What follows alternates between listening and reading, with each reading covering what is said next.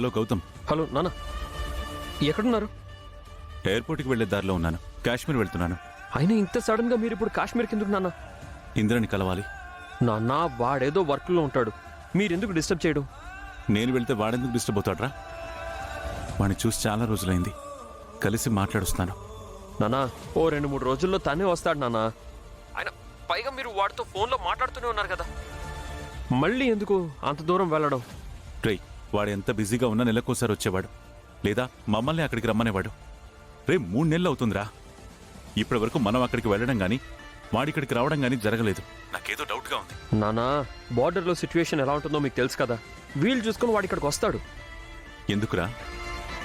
ఇంద్ర ప్రస్తావన వచ్చిన ప్రతిసారి నువ్వు నన్ను వెనక్కి లాగుతూనే ఉన్నావు. ఏంటి, కాశ్మీర్లో ఏమైనా జరిగిందా?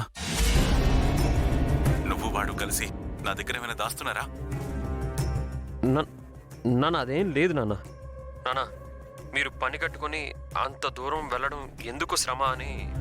కొడుకుని కలవడం తండ్రికి శ్రమేం కాదురా. అయినా ఎప్పుడు ఇంద్ర కోసం కాశ్మీర్ వెళ్దామన్నప్పుడల్లా నువ్వు కూడా బయలుదేరేవాడివిరా. ఇప్పుడేమైందిరా నీకు? నాన్న, నా మాట వినండి నాన్న, త్వరలోనే ఇంద్ర ఇక్కడికే వస్తాడు. నాన్న, మీరు వెనక్కి వచ్చేసేయండి. వాడు వచ్చినా రాకపోయినా నేను అక్కడికి వెళ్తున్నాను. ఉంటాను. నాన్న, హలో నాన్న.